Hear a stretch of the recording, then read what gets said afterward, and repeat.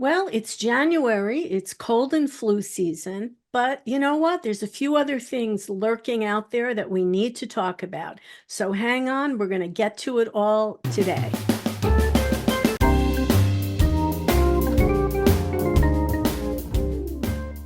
Hey, good morning, everyone, and welcome to Scan FYI. My guest today is Dr. Margaret Fisher. And of course, if you watch FYI, you know she's been with us before and always has something important to share with us. So good morning, Dr. Fisher. Good morning. It's always a pleasure to be here. Thank you. Well, for someone who's listening and hasn't seen you before, would you kindly just give everyone a little bit of a little tidbit about yourself? Sure. I'm Meg Fisher. I'm a pediatric infectious disease physician. I work at Monmouth Medical Center. I'm no longer seeing patients, but I'm still talking about infectious diseases and how to prevent them and how to keep yourself safe. I'm also a special advisor to the New Jersey Department of Health Commission. I don't know how you find time for it all, but we are so lucky to have you with us today. So I guess, the question is, how are we doing? Because I know numbers are rising and not in a good way. So let's get into it. What's going on? Sure. So we still have our problems. COVID-19 is still with us. Although we're very tired of even thinking about that disease, it's still here. And I think all of us have heard more and more people close to us who never got it before, who now seem to be getting it. So COVID-19 cases are rising. We are expecting that the hospitalizations will peak sometime later this month in January. And we know that COVID-19 is spread around the holidays when people get together with their families, Right, etc. right. So we still certainly have that to worry about. The good news is that many of us are partially immune or totally immune, either because of vaccines or because of past infections. It's not too late to get a vaccine if you haven't. So if you haven't gotten a vaccine since September, you probably did not get the latest updated COVID vaccine. It's the COVID vaccine for 2023-2024. You just need one shot. Please, if you haven't gotten it, go ahead and get that. The other thing is, if you're going into a group, if you're having family get-togethers, and there are people that you're meeting with who are immunocompromised or who have lots of medical problems or other issues, test yourself before you go. Be sure that you're negative, that you're not having those mild symptoms that you think are your sinus infection or your allergies. Just check and be sure that you're not contagious before you join with other people. The other thing we have at very high levels is influenza. So influenzas, this is the time of year when we expect to have influenza, and this year is certainly no exception. All counties of New Right on Jersey are target. at all counties. So influenza's here. Again, influenza vaccine is very helpful. It doesn't totally prevent influenza, but it makes it very less likely that you will end up in a hospital and that you will end up needing intensive care. So if you haven't gotten your flu shot this year, get this year's flu shot as well. You can get them both at the same time. So it's definitely, even though it's January, it's not too late for anyone to get a flu shot, to get a COVID vaccination. Not at all. It's definitely not too late. Remember that after you get the vaccine, it takes a couple weeks to be protected. But we're not expecting COVID or influenza to go away in the next couple weeks. So take this opportunity and get yourself protected. So, Dr. Fisher, is it happening with, flu, I guess, look, every year, colds, flu, etc. But it does seem now COVID will endemic. Is that the word? It's just with us, right? And is it that it is? It is. And also it hasn't become very seasonal yet. We thought it was going to turn into a seasonal disease with just disease during the winter, but it hasn't really it hasn't stopped going away during the summer. Okay. So it's still evolving. And we know it's still changing, so we have new variants out there all the time. And your protection from the vaccine or from prior infection is not complete, so you can get the disease more than once. So not the best news, but the fact that most of us have some protection is very good. So, yes, we're seeing more hospitalizations, but nothing like what we saw in 2020 or Right. 2021. So I feel like a lot of people, when I talk to people, there's a complacency because, well, whereas when it first came out, I mean, there was really a fear of death, that there were so many hospitalizations, and sadly, obviously, so many people did die. But now I feel like people are saying, well, it's not going to kill me, so I'll take my medicine and I'll just, roll with it. So I yeah, that's not totally the best way to do it. Sadly, we are still seeing deaths. All of the deaths this year, we've had over 20 deaths this year, all in people over 50 years of age. All We right, don't so know how many of them were immunized ahead of time or took medicines. But we know the older you are, the less well your immune system functions. And then, we also have a new old problem that's come back. yeah, And yeah, a new old geez, problem. I like how you're phrasing that. that's Go ahead. Yeah, let's share yeah. that. So I personally can remember when I had measles as a kid. I can remember being at home, being sick, being stuck in my room, and everybody got measles when I was growing up. Me Then too. in the 1960s, we got a great vaccine. The vaccine came out. We we saw a rapid decrease in the amount of measles. The measles shot also has protection from rubella and mumps. So it's 3 viruses in one: measles, mumps, rubella. So we saw a dramatic decline in both measles and German measles and mumps. But unfortunately, people started questioning that vaccine. They stopped getting the vaccine, and we have seen measles coming back. During the pandemic, a lot of people weren't getting the usual vaccines because they weren't going to doctors. They were afraid to go to doctors with good reason. But Hmm. it's been long enough now. We have protections in place.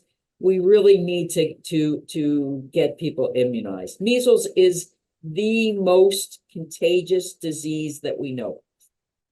So if there's a group of people who've never been vaccinated and there's one child with measles, 16 other people will be infected like that. So it is much more transmissible than flu or COVID or respiratory syncytial virus. So this is a new problem. It's a problem for people who either weren't immunized or can't be immunized. So children who are immune compromised, some of them can't get the measles vaccine. Right. So it's very important that people are aware of measles, the symptoms of measles. Yes, yeah. It starts with fever, cough, coryza, which is a runny nose, really runny nose. So fever, cough, coryza, conjunctivitis, red eyes. Oh boy. And then 4 or 5 days later, you get the rash, and it's a red rash. It starts on the height and then goes down and includes the rest of the body. So you can have the fever and cough, not yet have the rash, and not realize that you have measles.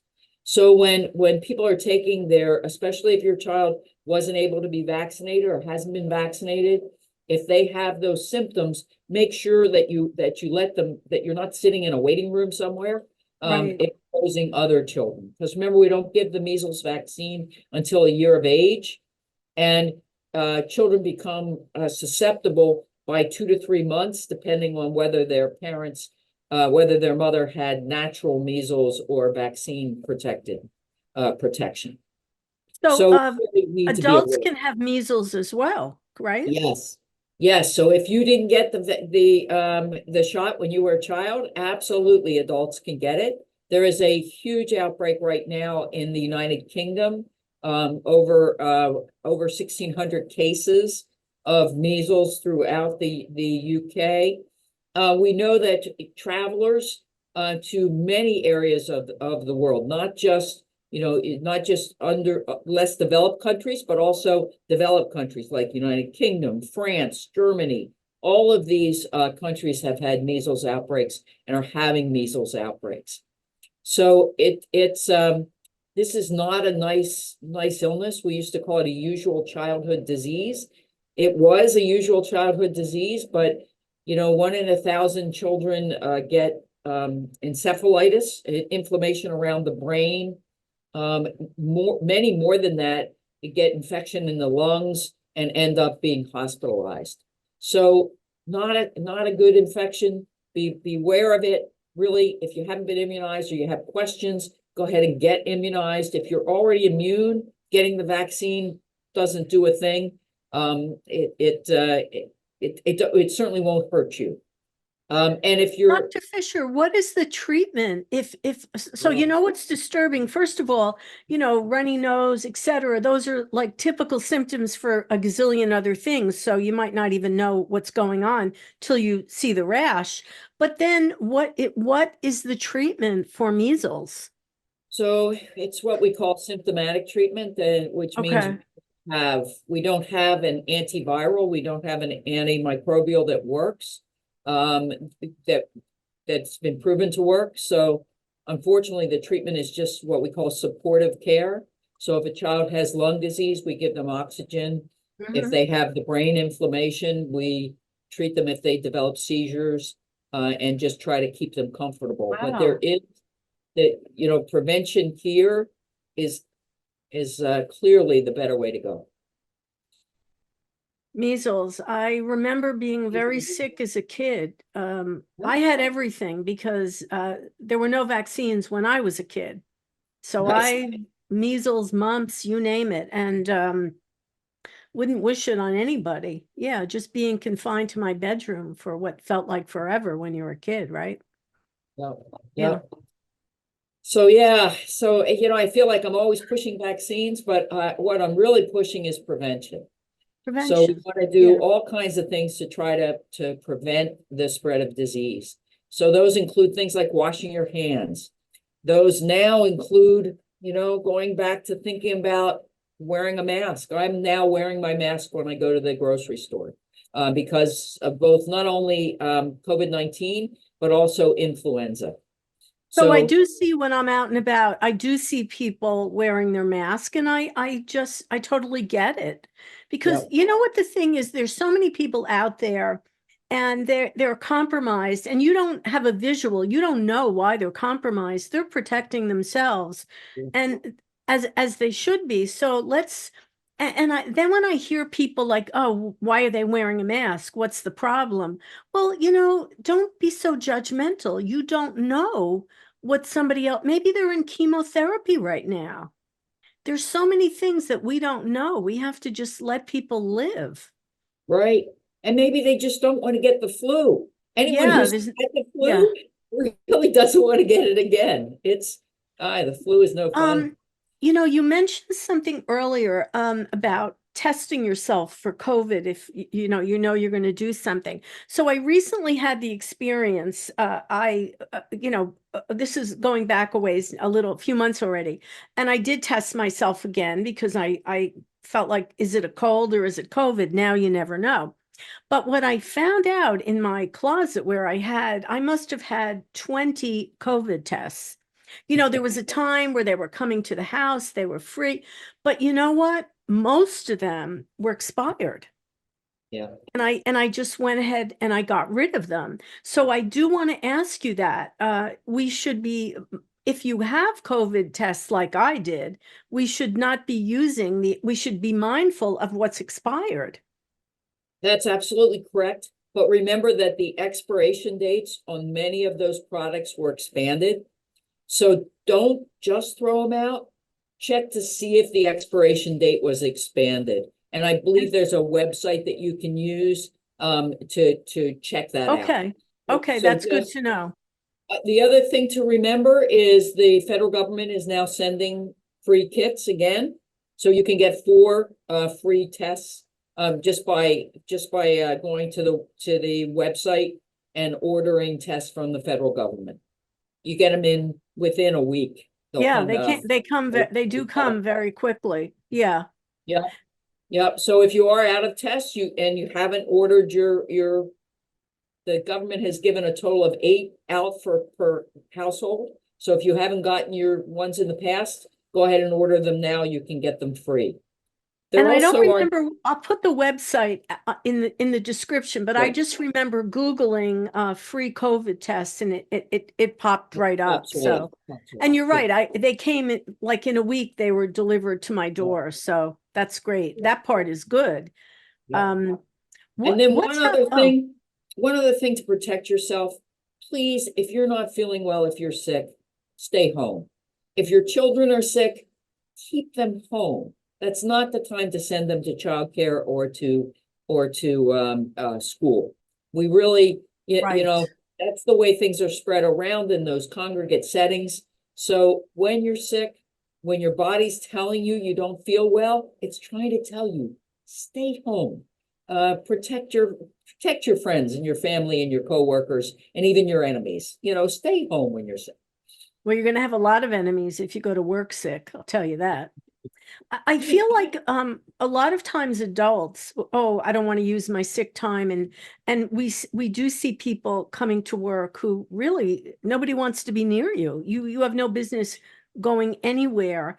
So, we kind of feel like at SCAN, our policy is if you're sick, you know what, we're going to ask you to leave because it's As you should. just not fair to everyone else. It just isn't. So I think it's really an important thing. If someone is not feeling well, you need to stay home. Yeah. And you touched a little bit on, is it RSV, if I'm the initial? Yes. How are we doing on that one? So that one's respiratory syncytial virus. And it seems to have peaked, but we expect it to still be around for another couple months. So respiratory syncytial virus causes in most people just the common cold. In young infants, particularly those under a year of age, it can cause pneumonia and severe breathing trouble, and in older adults. So for the young children, if you're an infant under 8 months of age during RSV season, it's recommended that you get a monoclonal antibody called nirsevimab, or Beyfortus is the trade name. And if you're an older adult, there's a vaccine that we can get to protect ourselves. So you can bet I've already gotten that.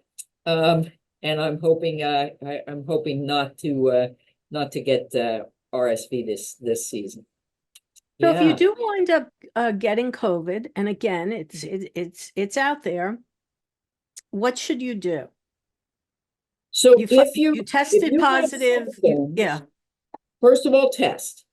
If you test positive and you are at risk for severe disease, so that's age over 65, underlying medical conditions, talk to your doctor right away and get a medicine.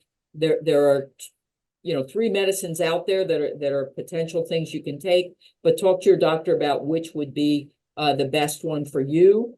Paxlovid is probably the easiest one, but there are interactions with other medicines, so you need to talk to your doctor when you get those.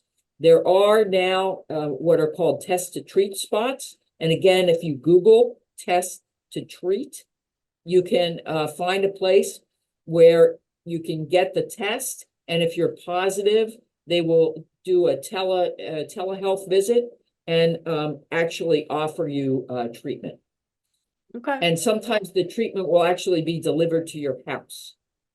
So that is now available and important for people to know about. And there's What about, also oh, antivirals for the flu. So if you have influenza, it's also treatment will decrease your symptoms more quickly. If for both COVID and influenza, the earlier you give the antiviral, the better. We don't have an antiviral for respiratory syncytial virus. So how do you know, do I have a cold or do I have a flu? What's my clue that it's Yeah. more than a cold? So sometimes it's a time of year. Right now, if you wake up and you feel like you have hit by a truck, you have cough, sore throat, you almost certainly have the flu. If you know you've been around someone who had the flu, that's really all you need. You can talk to your doctor about getting oseltamivir or one of the other antivirals for influenza. If you're not sure if it's COVID or the flu, you can do the COVID home test. There are Mhm. now also influenza home tests, but I'm not sure how expensive they are.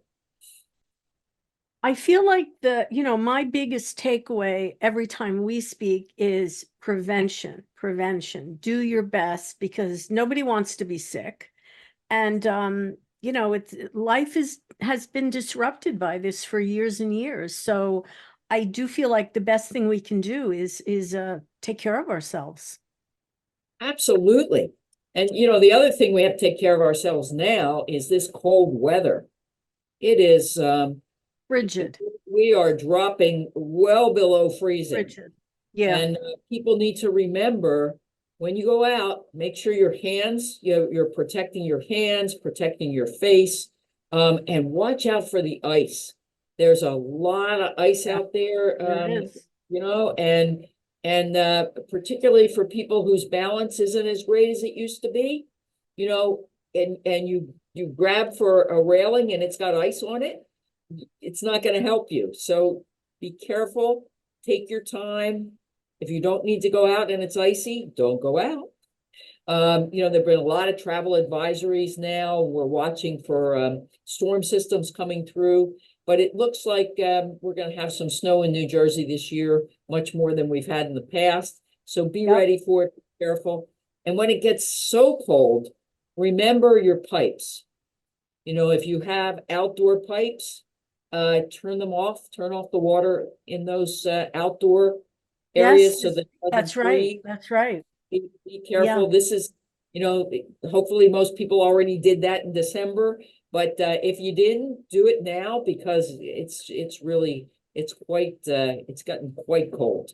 So we Yeah, got and to if a plumber remember has to that. come to your house in the dead of winter, that's a mistake you're only going to make once. It's Yeah, true. that's right. That's Unless right. your pipes aren't well insulated, and then unfortunately can happen again. So take care of yourself, take care of your home, just, exercise caution in this really cold weather.